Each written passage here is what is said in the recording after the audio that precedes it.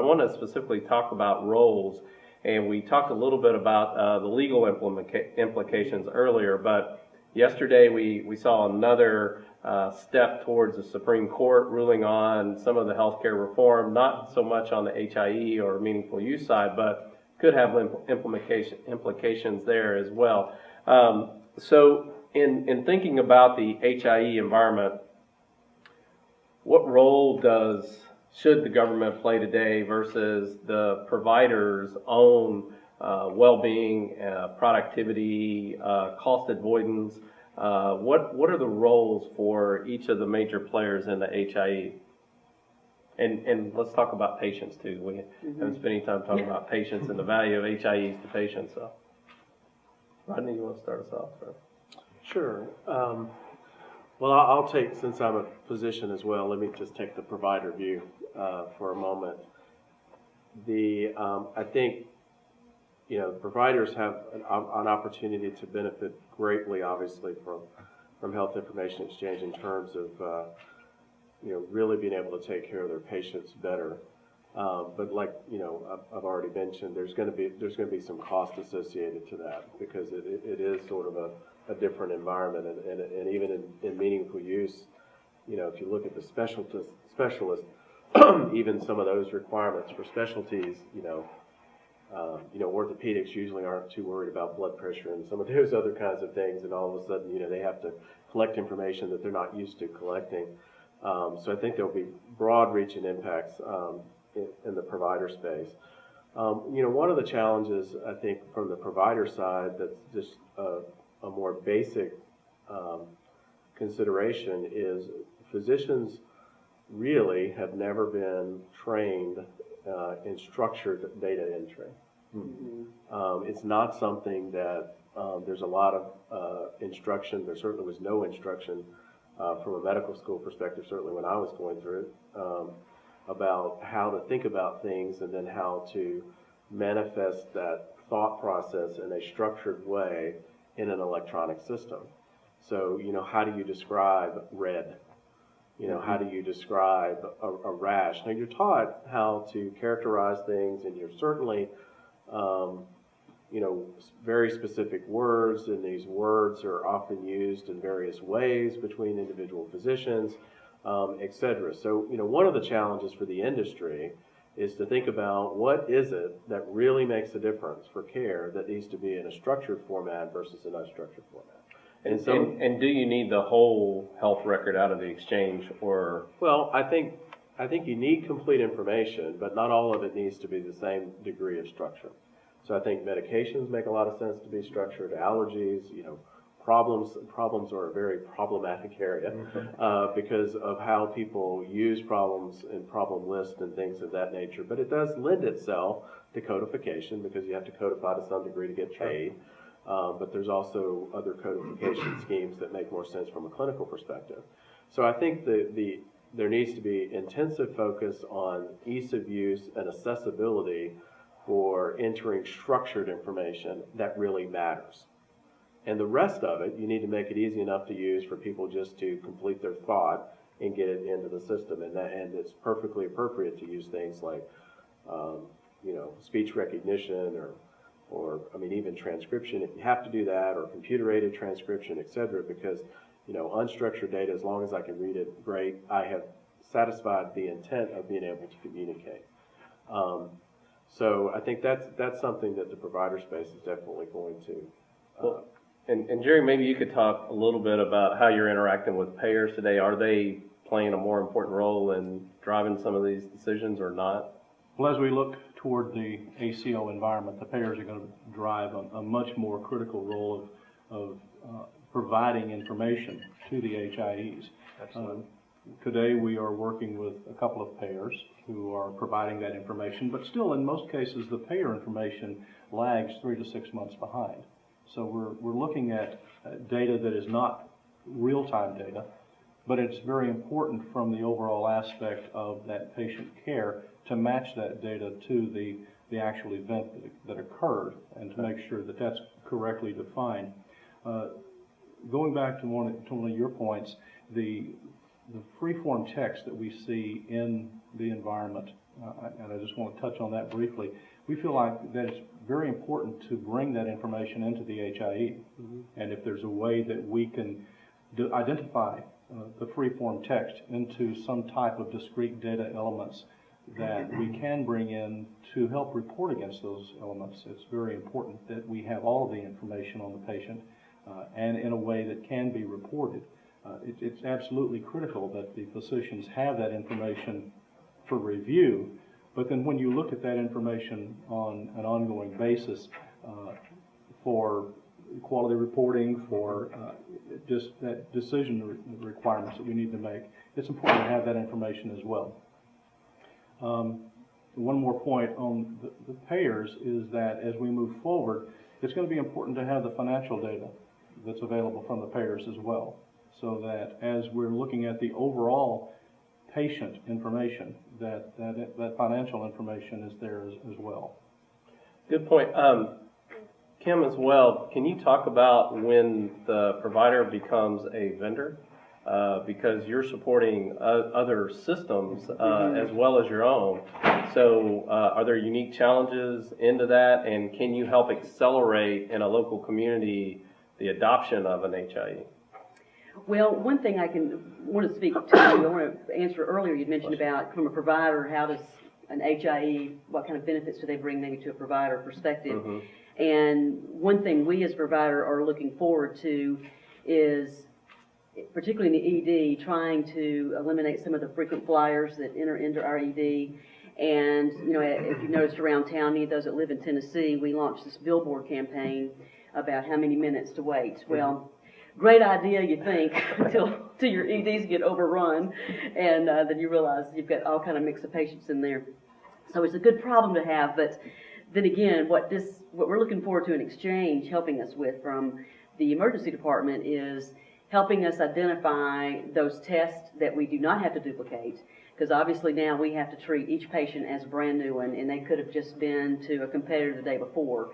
And that plays in not only in eliminating duplicate tests and trying to see the full picture of the patient, but also if you have the medication folks that are frequent flying trying to just get meds at different EDs, it'll help us to identify that and hopefully to eliminate some of those issues. So I think that going to your question about the adoption and how can you encourage adoption, I think that as we start, I mean, the community's not going to like part of that, those that do use the ED to frequent fly. They're not going to like the fact that we now can tie all those records together. But I do think they will appreciate when we enter into whatever system in Nashville or in Middle Tennessee that we know a little bit what's going on with you and can get better to the point from a care standpoint.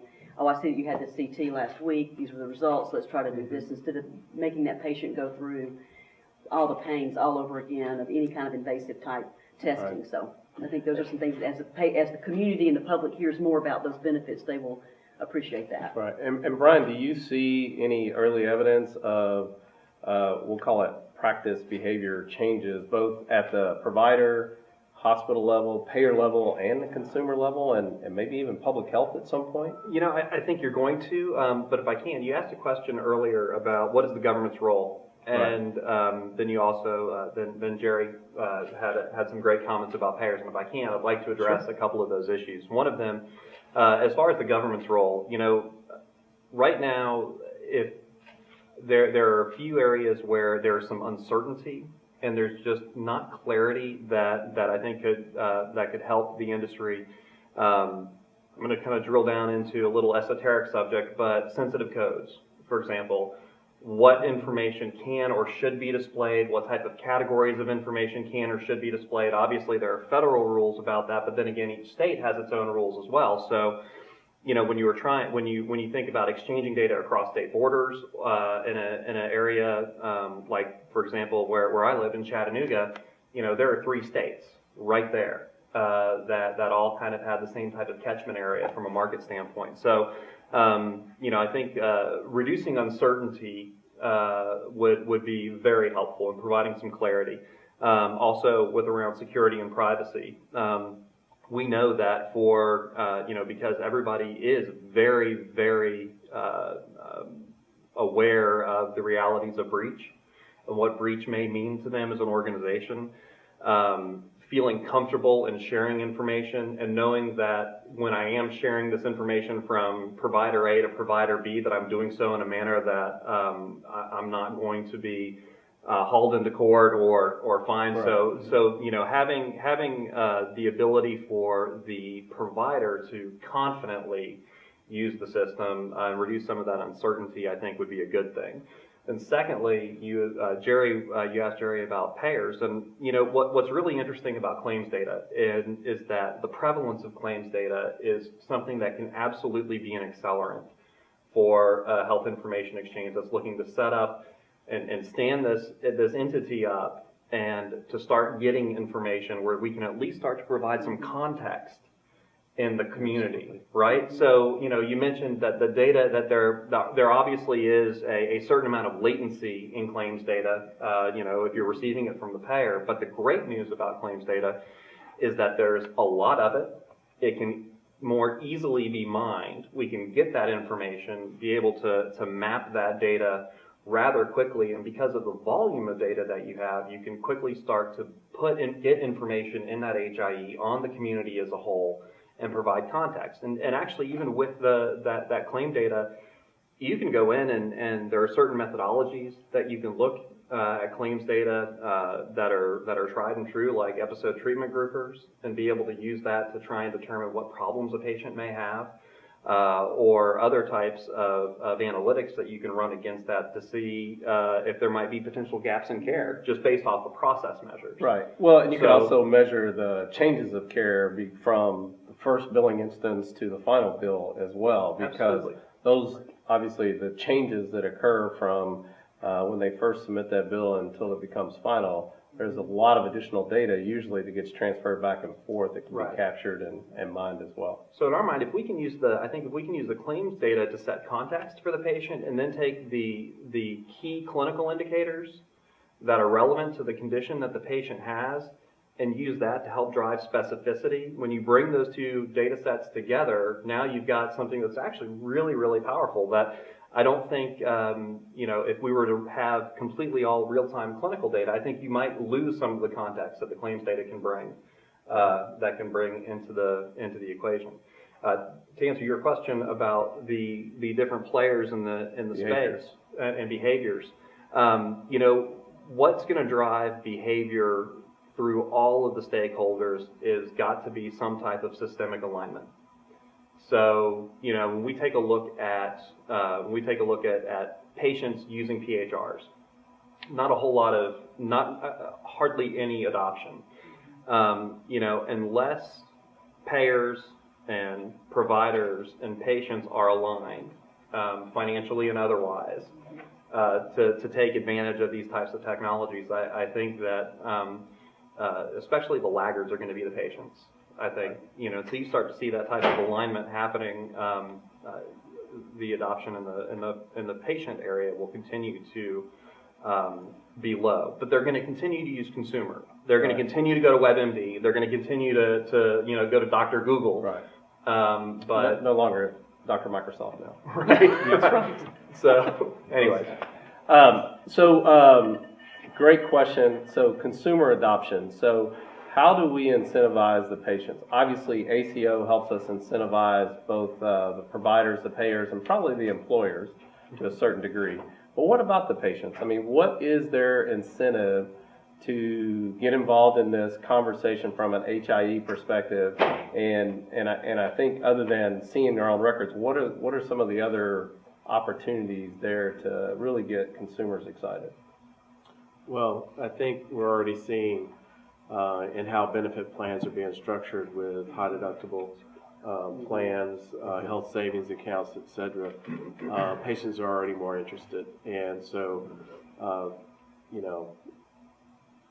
the reduction of unnecessary care, which is obviously something that HIE can help prevent, is something that is going to matter more and more to consumers. I think consumers are going to ask why more.